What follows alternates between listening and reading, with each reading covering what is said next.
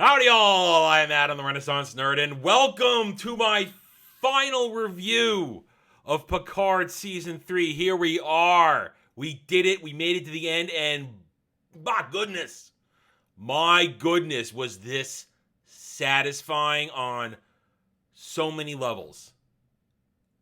And I gotta say, the stinger, you might have heard about it by now, but I'm not going to get to it until we get to it in the review. The stinger, when I woke up this morning, before I watched this, and first thing popped in my head as I was getting ready, I thought, that's going to happen. I don't know weeks, I don't know anything, and I hope you believe me. I truly hope you can see the sincerity here. I knew, as soon as I woke up this morning, that the stinger that at the end of the episode was going to happen. I knew it. I felt it in my gut. I felt it. And it happened. Oh, Terry, I love you. Terry, make more Star Trek, Terry. Oh, I wish. Okay. This gave us everything. This entire episode it shouldn't be called The Last Generation. It should be called Payoff. Closure. We get everything we want, basically. I'd have to get into a discussion, which I'm going to do this Saturday night. 9 p.m. Eastern, right here on this channel. We're going to do a panel discussion. Hopefully I can get enough people to show up. We're going to talk about it. There's so much I want to talk about this whole season. We got to focus on this episode here, The Last Generation, the season finale, the series finale. Or then again, there's only one season of Picard, so we'll just say season finale. Wow. We're going to go through this. We're just going to go through the episode. I'll stop a couple times. There's only really a couple of scenes where I'm going to hearken to how well it was done and hearken to the actual Star Trek that comes through. Everything else is just payoff, cheer, woo! Stuff like that. Smile on your face, fist pumping, going, yeah! You're digging it, you're loving it, and laughing. There are a couple great moments in this, both Worf related. There are three absolute awesome humor moments, and they're all Worf related, and it's fantastic. I loved it. And also, there's a moment in here, and we're going to get to it pretty quickly. Well, you saw it, and we'll come back to it, where basically Terry Matalas and Star Trek do Star Wars better than Star Wars right now. I know. Well, I'll give you the full breakdown of that when we get to it. So without further ado, let us engage into Picard Season 3, Episode 10, The Last Generation. Yes.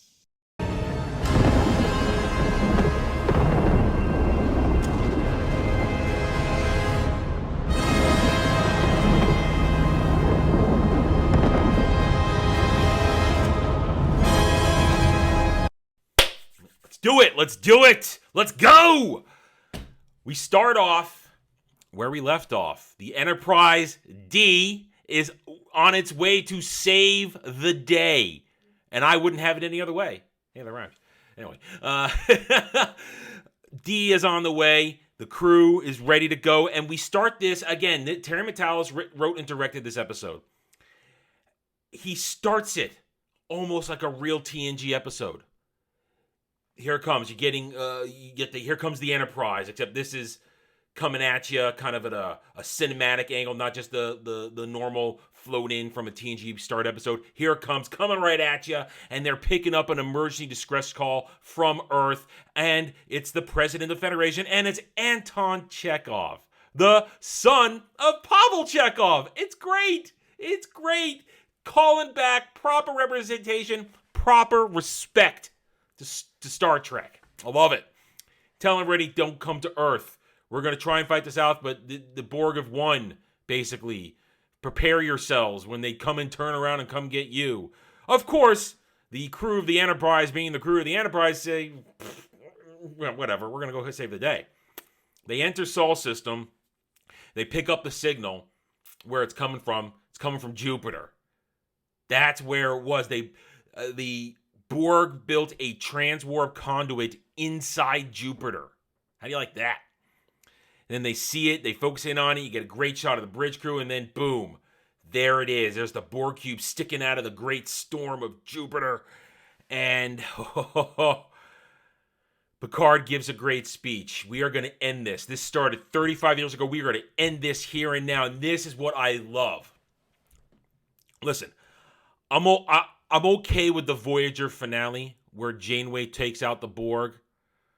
But I always felt cheated that Picard didn't take out the Borg, because that was Picard's enemy. Not Janeway just kind of stumbled into being an antagonist of the Borg.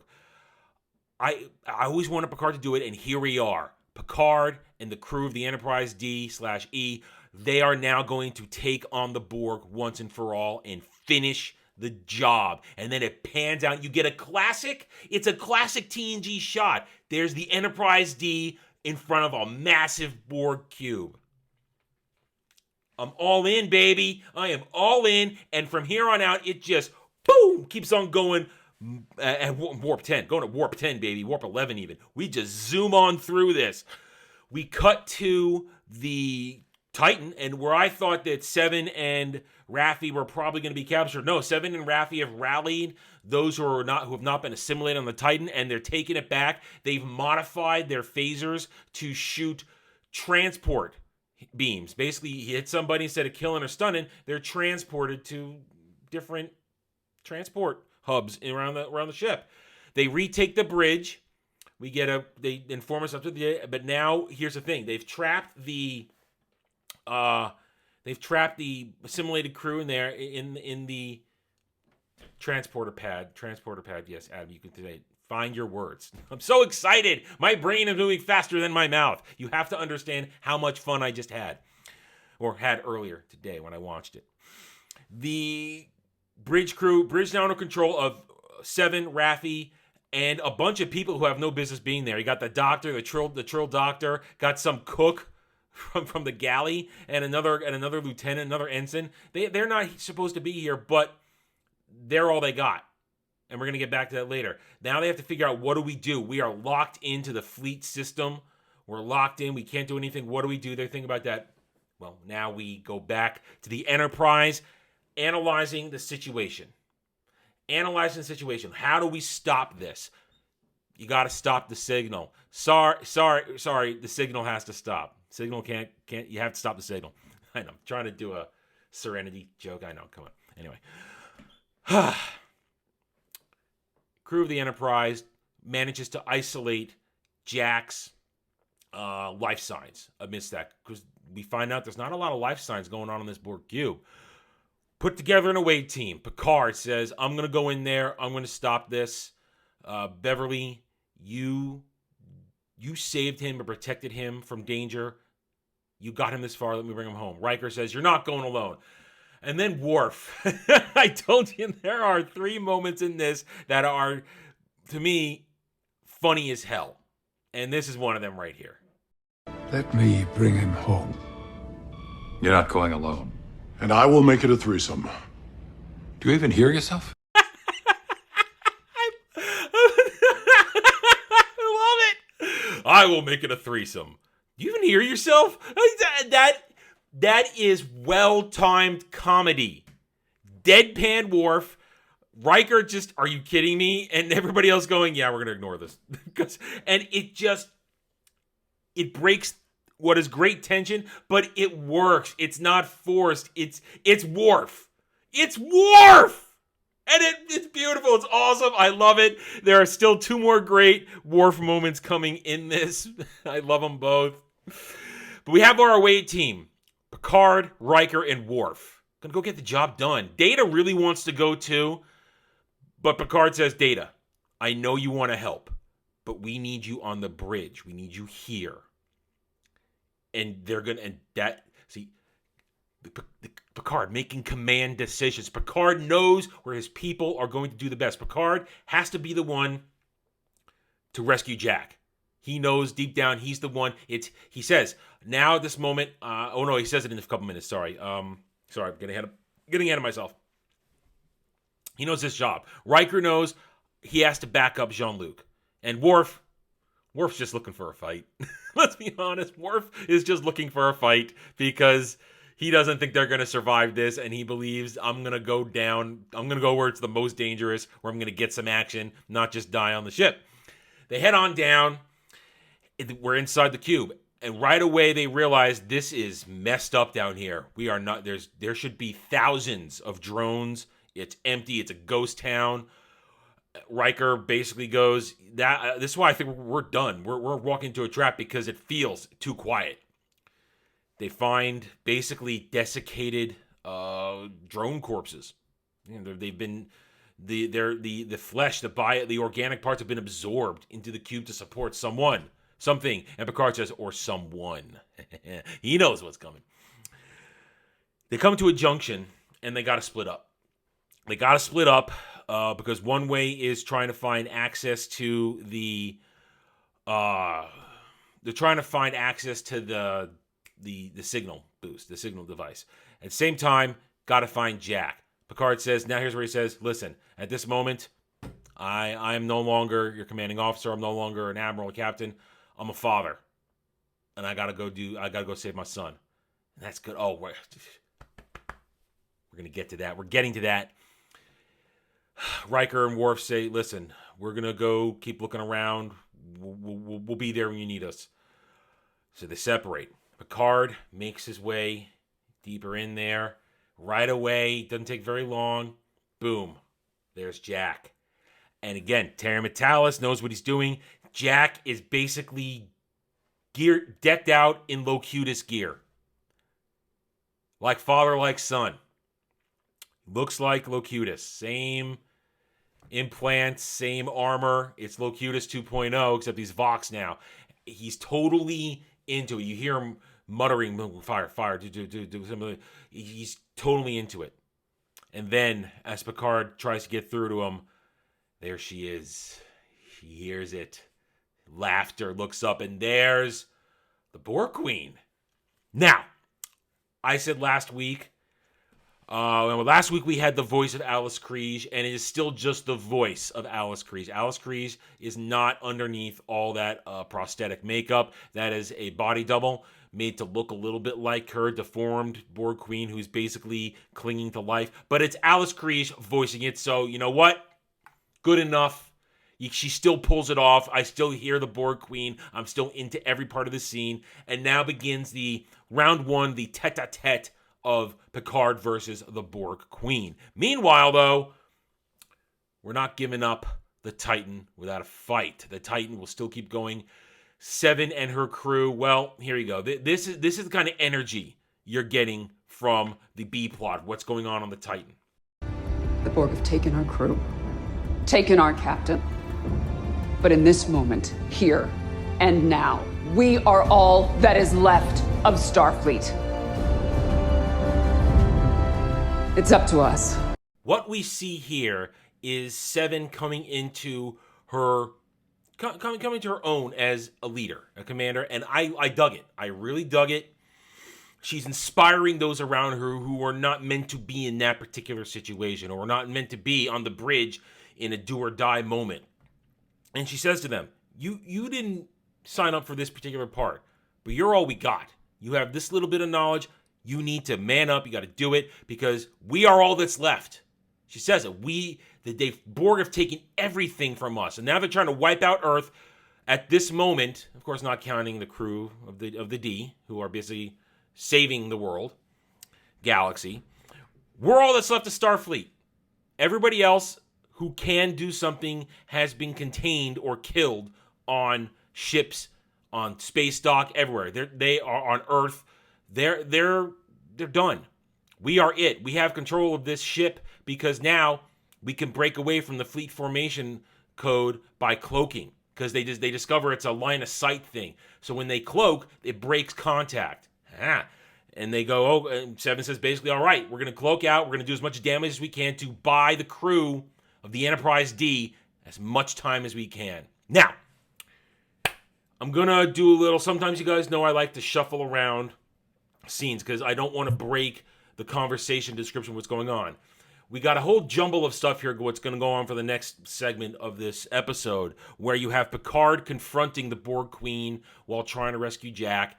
At the same time, you have Riker and Worf getting to the information hub, and you have the Titan doing what she can to buy time. We're going to focus on just first the conversation between Picard and the Borg Queen, and then we'll jump to the other stuff, which is happening simultaneously, and I'll explain it when I need to. Basically now, Picard confronts her, gets a little angry, because he's a father, sees his son trapped by this monster that he thought he has defeated time and again, but no, she has control. Basically, the Borg Queen is taunting him. Jack is mine. He is our new collective. Picard freaks out, takes a couple pot shots at her, but she's got a shield up, and she just laughs at him. Here's where we go now. We learn, and what I'm assuming is this is the after effects of the nanovirus that Janeway injected into the collective at the end of Voyager, which basically shattered the collective. The Queen took what she had left and drifted on the edge of the galaxy, basically clinging to life, cannibalizing her own drones to stay alive. And what happened was that she was just about done until she heard one new voice, Jack, the organic collective that she started in Locutus and came to him, basically triggered. She called out to him, drawing him in. Picard, of course, immediately tries to bargain for his son's life, saying, take me. And right there, good dad.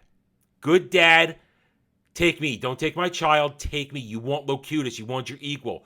She scoffs at him, I don't want an equal. I want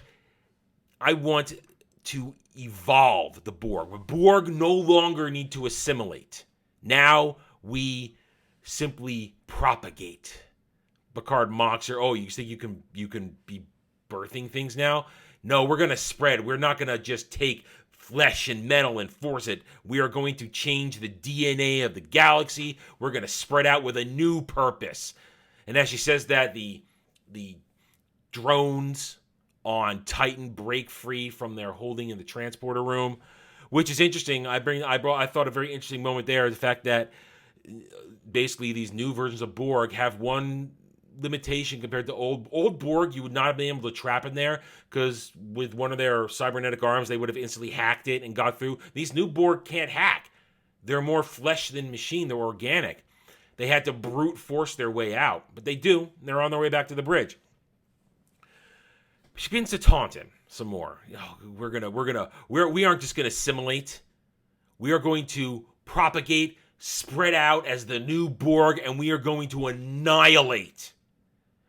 And she then says a brilliant line. Again, Terry Matalas knows the right words to say. Watch your futures end. Boom, direct quote from First Contact. Thank you very much. And of course, it's Alice Kriege, so you hear it, and it triggers all the warm and fuzzy nostalgia, memberberry, proper fan service feelings you want to hear and feel. It works. Now, we'll shift, since I just mentioned it, the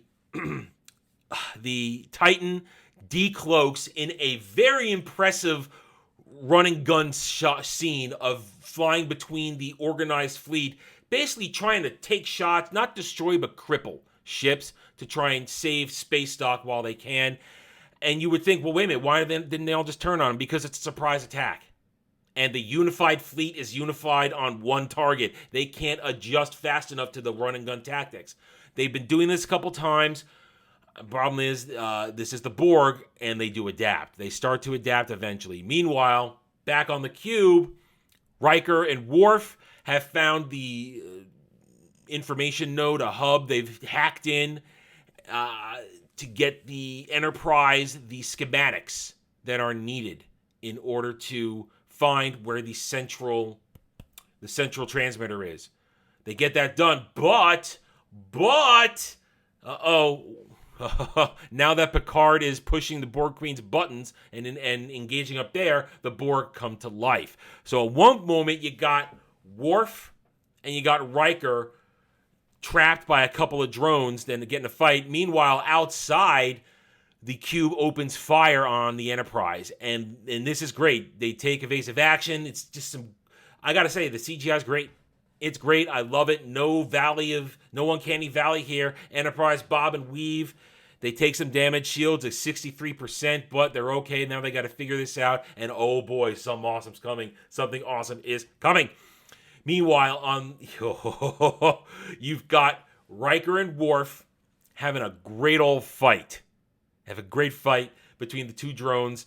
Riker gets disarmed. He goes for cover because he doesn't have a weapon when his phaser gets destroyed. Worf, after Riker gives him an opening for the first thing and then Riker retreats, Worf fights the drones with his sword. It's just a great... headbutts him. But unfortunately, the second drone joins the fight, takes a couple shots. Worf gets hit in the shoulder, has to back off, and they're hiding behind the sensor. Meanwhile, outside, the Enterprise decides to fight back. Geordi, who is now, I forgot to mention, Geordi was given the con. Geordi's in command. Data's doing evasive maneuvers, and Beverly's at tactical. Geordi says, I haven't had time to synchronize the weapon systems. You're going to have to basically eyeball it, Beverly. No problem. Torpedoes launching, phasers locked, firing. Then you get this incredible sequence of the D just flying across. The Enterprise D just going across, strafing, firing. Beautiful. As it just does an immense amount of damage. And boom, they manage to then temporarily get some safety. Everybody stops, looks at Beverly. What? She just shrugs, says, lots happened in 20 years. Yeah, fine. Beverly picked up some new skills. I'm okay with it. It was awesome. Watching the Enterprise D just bob and weave, do some damage. It was awesome. Anyway, let's see, where are we? Excuse me, we gotta scroll down here. Okay, now, after that fantastic display of just badassery by the Enterprise between Beverly and Data flying, they now realize they have the schematics. They know where it is, but they look at this map, and it is basically a spider web of, it's no easy way in. You have to fly into the cube to get to the source. They can't do it. Oh, no, wait. They can, because Data goes, I can do this for us. They go, no, Data, it's impossible. Trust me. I feel it he pauses, in my gut. Data has a feeling, human feeling. Trust me, guys. I can get this done. I can get us in there. Believe in me. And my thought watches thinking, you have to believe in Data. How many times have you put your lives in Data's hands over the years? Trust him one more time, and they do. Data, let's do this.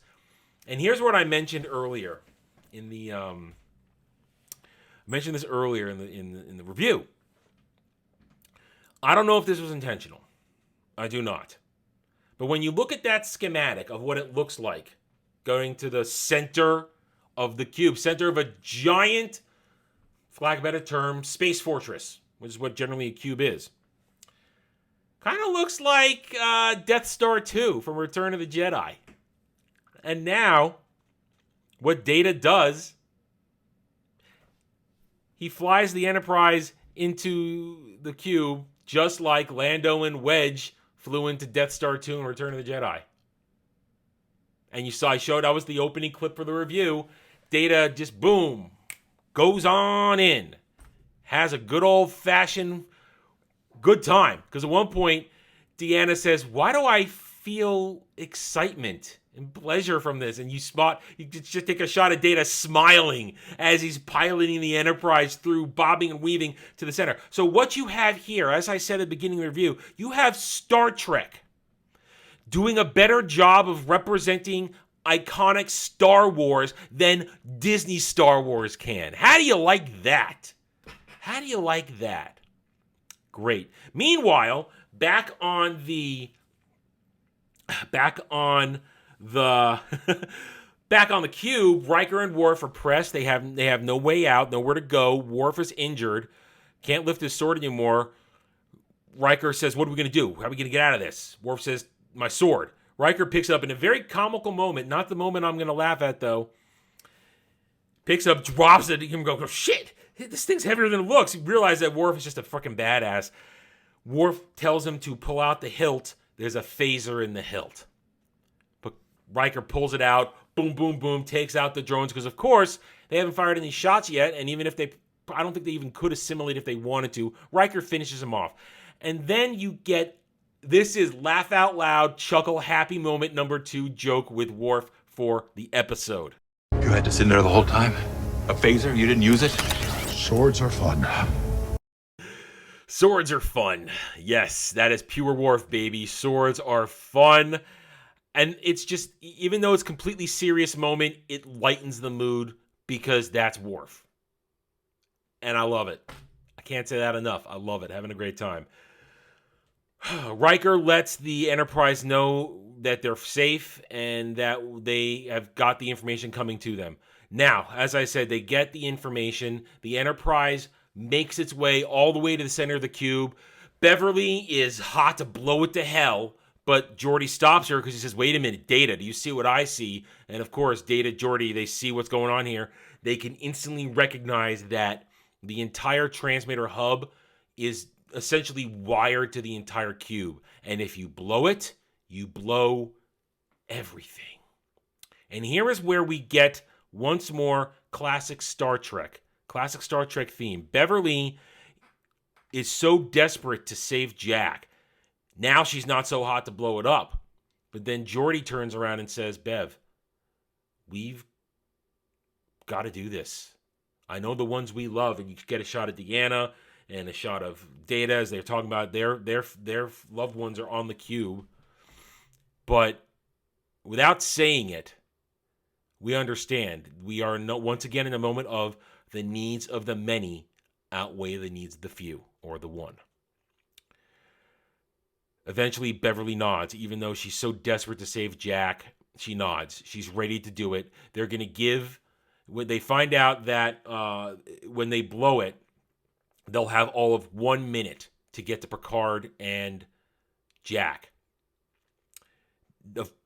It's needless to say, it's already been said. I didn't say it. Where the Borg Queen and Jack are and Picard are, it's a dead zone of transporter. There's no lock-ons. Worf and Riker are still within that field, but they say, we're going to go get Jean-Luc and Jack, and we'll hopefully help them get that minute they would need to get to an open transporter spot. They agree. Worf and Riker head off. Then the crew on the Enterprise are just stoic about it. They understand what needs to be done. The needs of the many outweigh the needs of the few. The entire galaxy is at stake here, and 4 souls on the cube. If they have to be sacrificed, they will. Star Trek themes. Needs of the many outweigh the needs of the few. At the confrontation now, round 2, Picard and Borg Queen. Borg Queen's confident. She's completely confident. The station has fallen. The unified fleet is targeting all the major cities of Earth. It's about to do a bombardment from space. Picard is trying to get through to Jack, but Jack just keeps mumbling, issuing the orders. He realizes Surface not going to get through. And in a great moment says, screw it. I've been running from you for half my life. I vowed to never be assimilated again, but here I'm going to do it. Why? Because I have to save my boy. I am not going to let you have my son.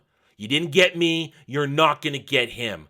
Pulls out one of the cables, and in just again, badass moment, we now go from, it's not going to be a physical confrontation, it's going to be a mental, emotional confrontation. Picard jams the cable into his neck and gets assimilated. With a great deal of pain, he gets put into the Unimatrix, I guess. I think that's what we used to call it, the Unimatrix. And there he is. Now we're in this ethereal mind of the Borg, the collective. And there's Jack. And here's the other big moment I want to take some time for. Is first it was reiterating the needs of the many, needs of the few. But now here we go. This is the moment. Jack is consumed by this because for him, as we learned from previous episodes, all he's wanted was to find a connection. He always wanted that connection. And here it is. To him, suddenly, this is bliss. All these voices acting as one purpose. No cracks in the structure, no breaks, nothing falling apart. It's all one voice, one purpose. And to him, it's bliss right now. He feels it. It's what he's wanted all his life. Jean-Luc looks at him and says, Jack, this isn't right.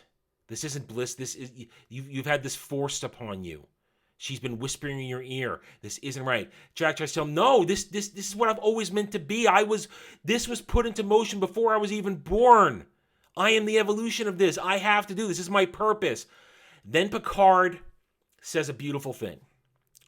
Like you, when I was young, I didn't have family. Not the family I wanted. Because we know in actual Star Trek lore, Picard was disenfranchised from his brother. They didn't work. So he went off, joined Starfleet. He says, I joined Starfleet to look for a family. And I found it. I found a purpose and a family. And even though over time I let them in, I still put up barriers.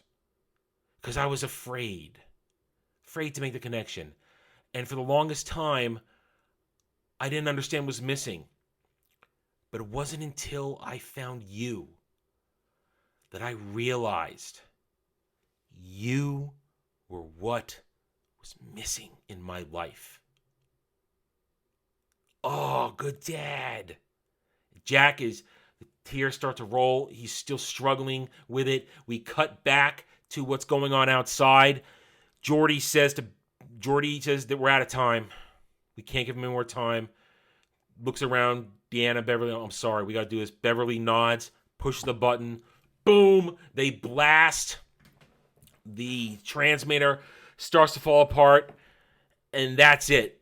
Back in the Unimatrix. Of course, I forgot to mention, Riker and Worf arrived as Picard jacked himself into the collective. So they're there. They're in the same room as Jack, Picard, and the Borg Queen. Borg Queen is suddenly struck. What is this? No, what have you done? No! Blowing up, everything's blowing up. Jack still doesn't want to leave. And Picard looks at him and says, listen, if this is your choice to stay here, I'll stay with you to the end. To follow up from the last episode where Jack said, you're supposed to have my back, you're my father, why you're just following your protocols. No, Picard said, I'm not a captain, I'm not an admiral, nothing, I'm a father here now. And I'm going to be with you here to the end of this, your choice. And he hugs him. Just gives him a dad hug. And Jack hugs him back. And Jack starts having flashes of the entire season as he's connected with his father and his family and the bridge and the crew of the Titan. And he realizes, I'm not alone. I'm not alone. As everything is blowing up around, everything, the cube is self-destructing. The Borg Queen's freaking out. Jack frees himself. He's Jack. He's not Vox. He is Jack. He pulls out his cables. He frees his father. And you think, well, this is it. They're done. They got nowhere to go. Borg Queen looks at him and says, You can't win. You needed me. I was here for you. Jack looks up and says, no, the Borg are done forever. You are finished. This is over. We win. Even if we die here, we win. But guess what? They're not going to die. As Riker and Worf are consigning themselves, Worf doing the classic, this is a good day to die. Riker says, I love you, Imzadi. Reaches out. And remember, he has a special link with Deanna.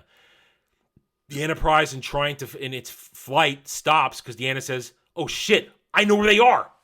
Deanna gets to the helm. And then, moment of awesome for the umpteenth millionth time in this episode.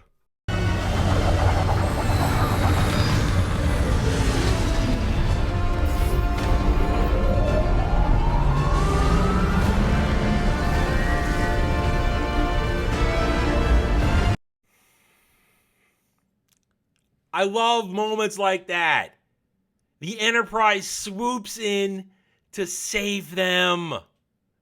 transports out Jack, Picard, Riker, and Worf as the Borg cube destroys it, self-destructs. Boom, it's done. We win the day. The victory is ours. Good guys win, bad guys lose. It's not that hard without any stupid subtext of gray or gray morality or somebody's not as good as they have. No, good guys win, bad guys lose. Borg defeated by Picard and the crew of the Enterprise. Now, I want to take a moment here before we keep going just to remark on the fact that let's think about what beat them here. What beat the Borg? Good Dad beat the Borg. Yes, think about that. We live in this day and age where the far left, the SJW woke intersectional crowd that hates men, hates good dads, do everything possible to make men look stupid, and have done to Picard in these previous 2 seasons. Here we go right now, though. Picard saves the day by being a good dad. By connecting and showing love and compassion for his child, his son. A son who always ever wanted that connection. And they got it, and that's what saves it. Being a good dad wins the day. How do you like that? When was the last time we saw that so frequently? We've seen it a couple more times recently, but being a good dad, that's what saved the day, being a good dad, because it broke Jack free. Anyway, they break out. The unified fleet is about to wipe out all the major cities on Earth. You got the assimilated crew of the Titan bursts onto the bridge, ready to wipe out Seven and the unassimilated. But then that's it. No, you don't get to do it because the Borg Queen dies. Cube explodes as the Enterprise flies away in victory. Classic victory flight moment. And we have a great emotional moment, too, as the assimilation fades from Sydney. She realizes, oh my God, what happened? Oh, Seven gives her a hug. It's over. You're safe now. Tears of joy, appreciation. The day is won. We're on the bridge of the Enterprise. Here comes Jean-Luc. Right behind him, there's Jack. Jack gets a big old mom hug from Beverly. Riker and Deanna, they embrace. Geordi and Data and Geordi just take a load off. Worf sits down, and here's Worf. Funny moment, Worf number 3. Worf, little wounded, just took a shot on the shoulder, sits down, while Data and Geordi are just basically nodding at each other. Worf falls asleep. And he just starts snoring. And they just look at it, yeah, okay. You earned it, big guy. It's great. Worf he falls asleep. That was the third laugh out loud moment. I just burst out laughing at Worf falling asleep. Hey, he earned it. And then you cut to Beverly and Jean-Luc and Jack in a family hug. Picard says, "Welcome to the Enterprise."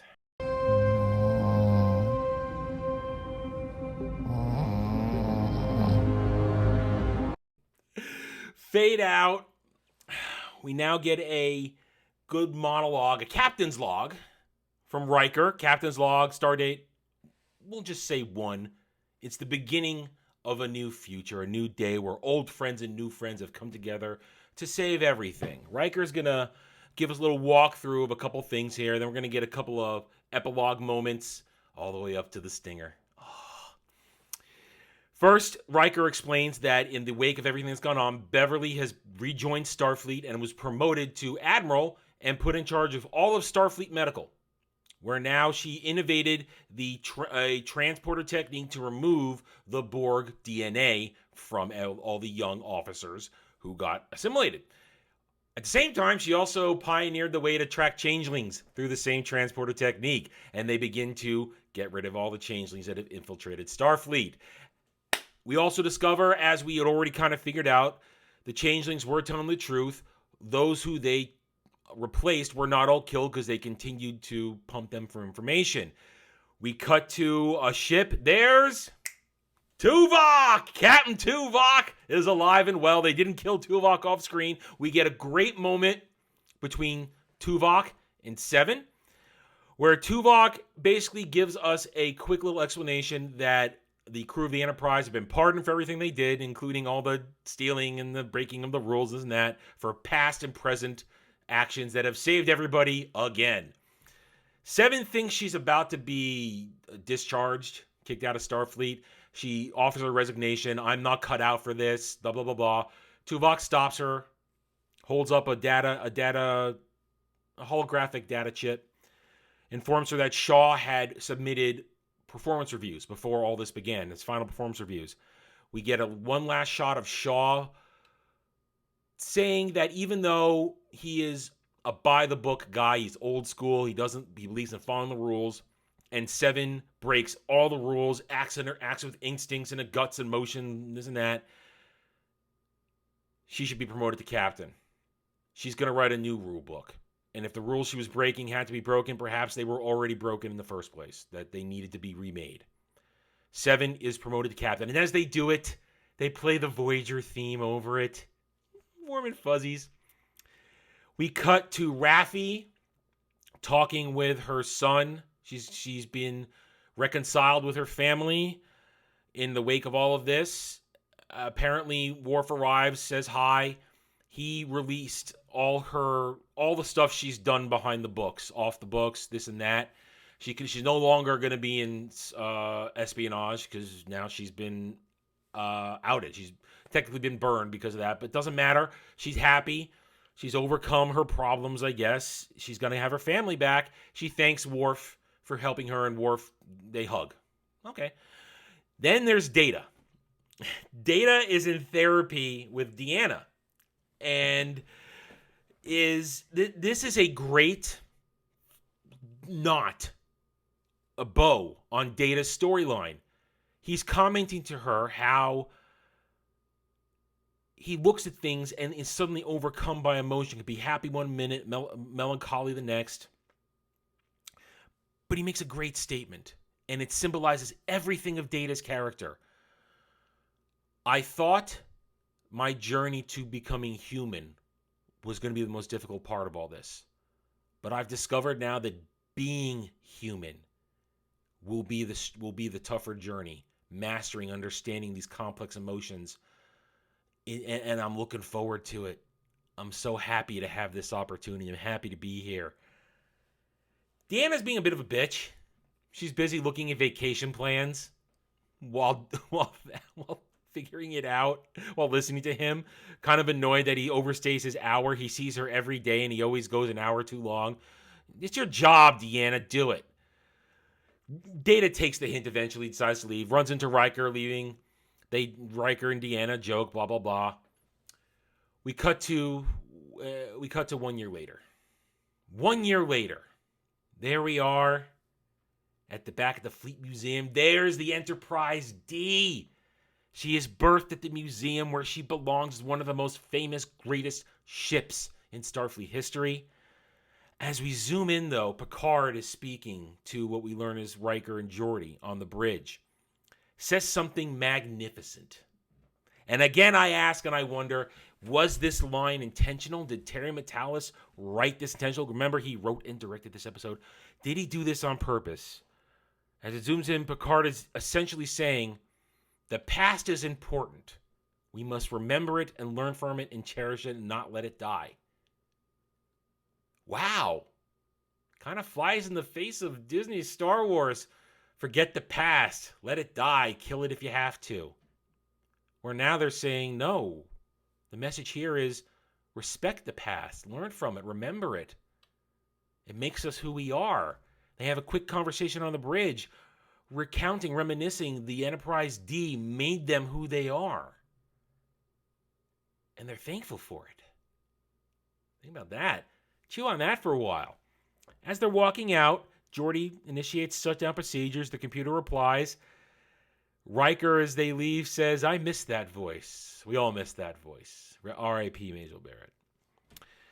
Picard says to Geordi, Geordi, take good care of her, as she always took care of us. Geordi says, yes, she took care of us for so many years. It's only right we take care of her now. Respect the past. We now are on a shuttlecraft heading to space dock. It's the family Picard, although I don't think Beverly and Picard are married. They might be together. They might be together now. They are taking Jack to his first assignment. He's an ensign. Jack has joined Starfleet, fast track program, ready to join. Excited. Picard says, I'm so proud of you, my boy. Son, I'm proud of you. You're about to embark on this. Don't be nervous. I was nervous my first day too. Jack says, I'm not nervous. I've done all kinds of stuff. Kind of nervous for where we're going to look at. And Picard says, oh, don't be nervous. Don't be nervous. It's just, don't worry about your family name. And that's where they allude to the fact that it sounds like Jack has taken on his father's surname. He is Jack Picard. He's Jack Picard, ready to embark on his Starfleet adventure. But as they go in there, Picard asks, hey, wait a minute. What's your berth? What ship are you on? You haven't told me yet.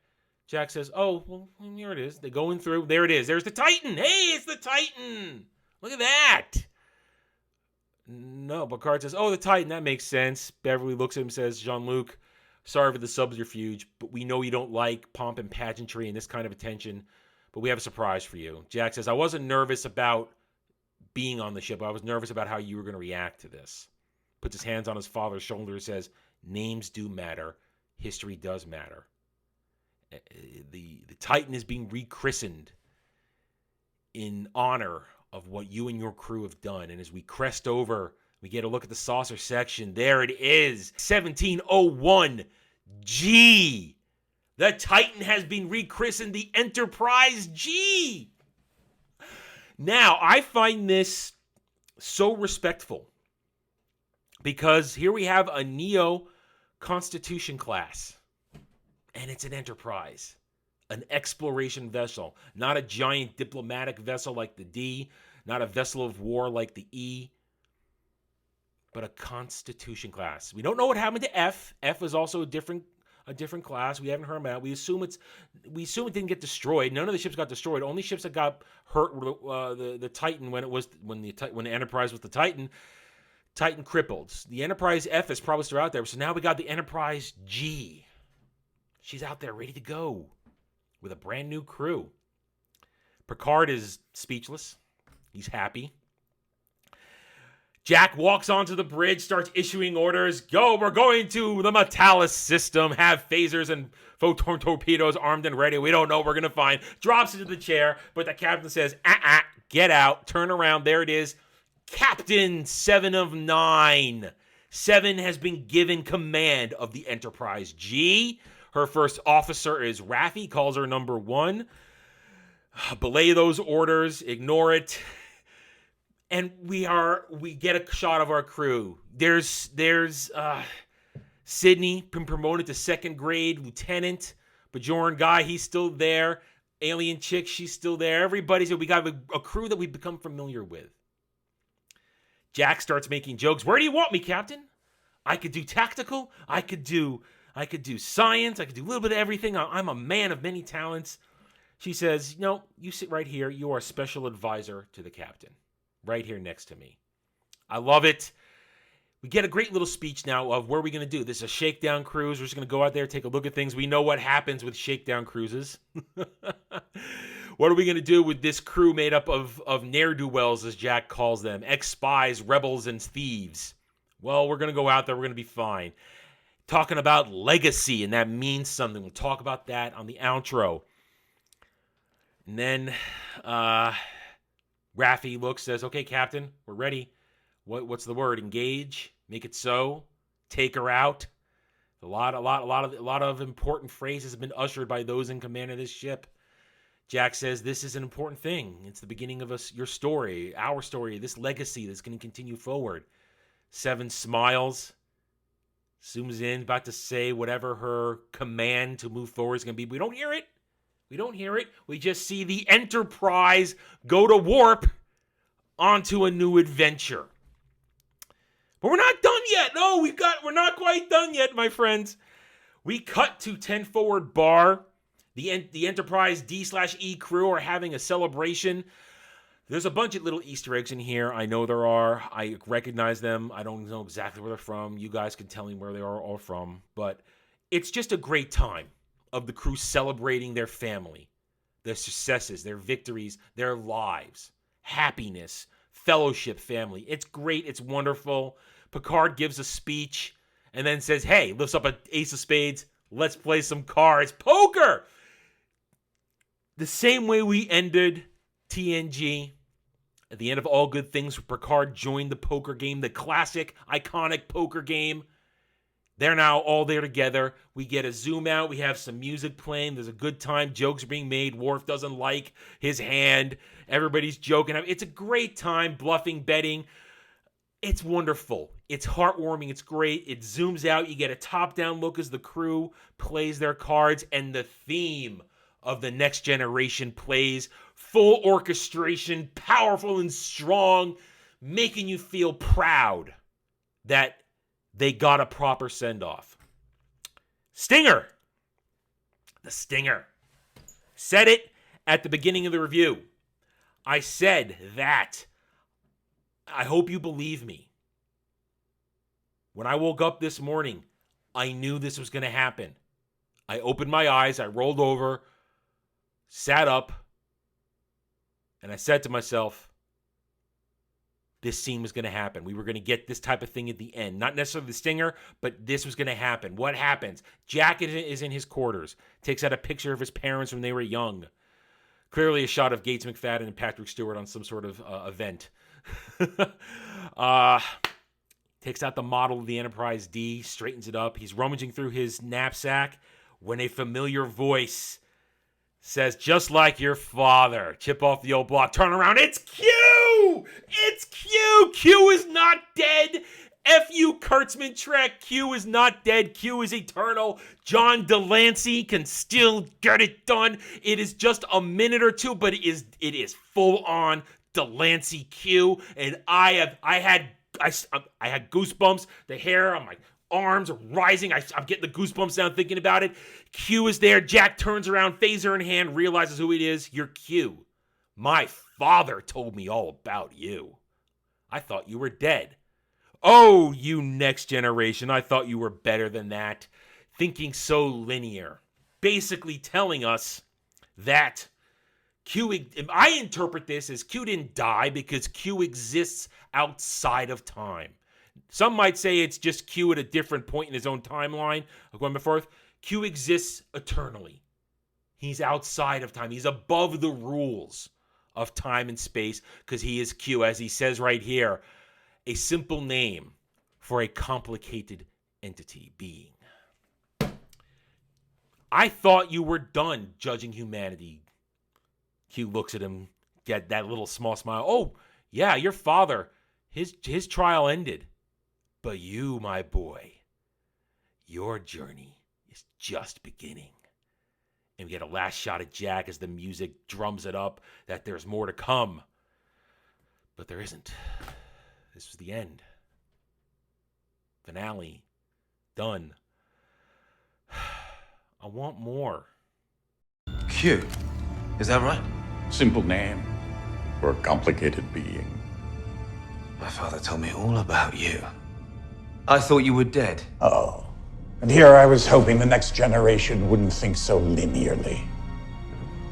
Young mortal, you have much ahead of you.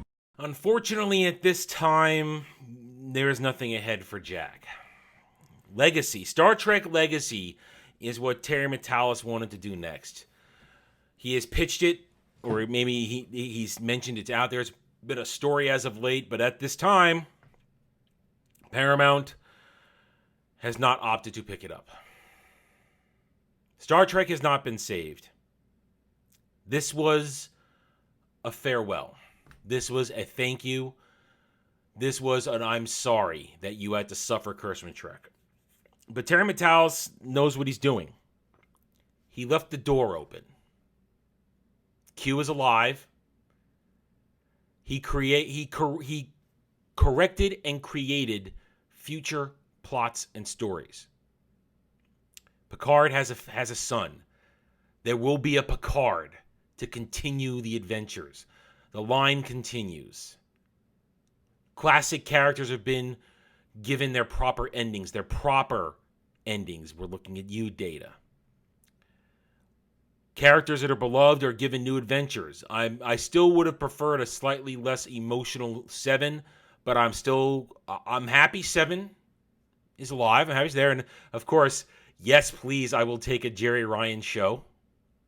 I've always said that if they were going to do a new show, had to be a new ship, this and that. Well, Terry decided, screw it. We're going to go old school. We're going to give you another Enterprise, and we're going to pile it on with one legacy character and a bunch of new generation characters. And when I say new generation, I don't mean the next generation. I mean familiar generation. Sydney LaForge. Probably her sister is probably an engineer on the ship too. Jack Picard. I'm going to call him Jack Picard because I think he took his father's name. And Captain 7 and 9. I don't care about Raffi, but maybe with better writing she would be there, especially if they don't try to scissor me timbers up 7 and Raffi anymore, which looks like they completely pushed that aside. You've got the great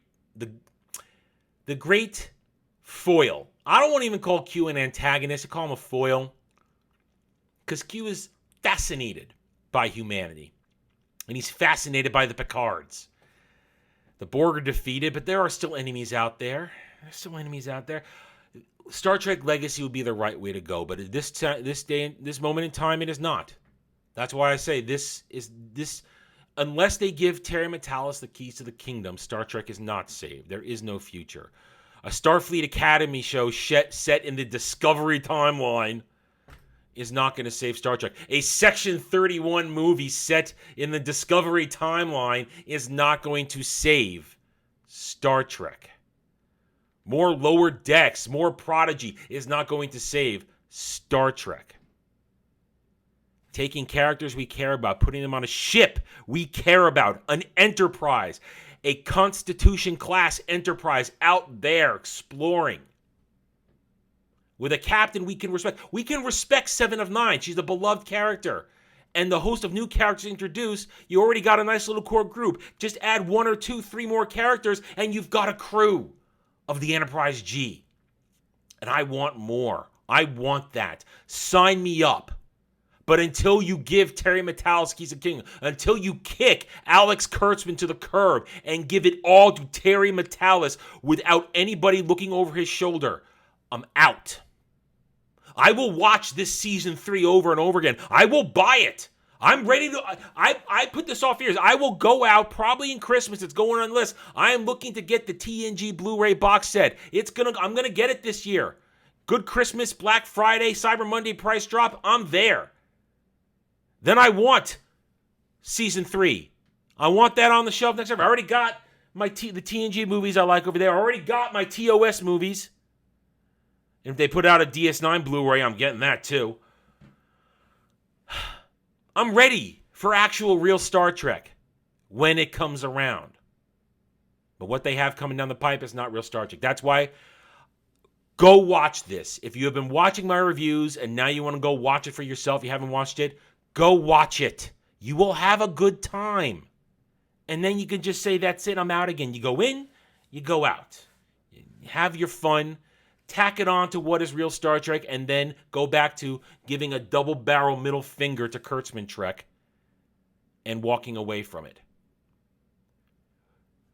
I do this review, and others like me do these reviews for Picard Season 3 because we have to say out loud very clearly when something has been done right. Terry Matalas did good. We must let the world know this is good. This is what we want. We are real Star Trek fans. Look what I'm going to go do this year. I'm going to get the TNG Blu-ray box set. I've been putting it off for years for a lot of reasons. Now I'm going to go do it this year. I want it because I want this season. Physical copy of this season 2. I want to put it on my shelf so I can watch it all and feel happy, feel good. I'm going to go spend my money as a fan. As the lifeblood of a franchise, I'm going to spend my money on this. That's what real fans do. We go out and we help support when you engage us. So that's why we have to tell them when they did it right, because maybe somebody with a brain will realize, hey, let's keep going this, because guess what? It's going to make us money. I would love when the time comes to get some numbers of Picard Season 3 and line it up against the sale of Season 1, Season 2, and Discovery sales. Show me those sales. Show me what makes money and what doesn't. I guarantee Season 3 is going to make money comparatively to the other crap of Kurtzman Trek. But we're done here, my friends. I hope you have enjoyed my sharing, my enthusiasm, my enjoyment of what was approximately good Star Trek. I had fun. I hope you had fun too. If you did, hit that like button, subscribe to the channel, and I will see you on my next review. Until then, everybody, take it easy. Have a good day or night wherever you may be. Thanks for watching, everybody. If you'd like to reach out to me, please email me at theranernerd@gmail.com for all channel business purposes. I am on Twitter now, mostly for promotion and sharing of videos, maybe a little shit stirring here and there, who knows, @theranernerd. You can also find me at the Geeks and Gamers forums under @ROAS, and you can see me on Rumble and Odyssey under the Renaissance Nerd. Thanks again for watching. Take it easy.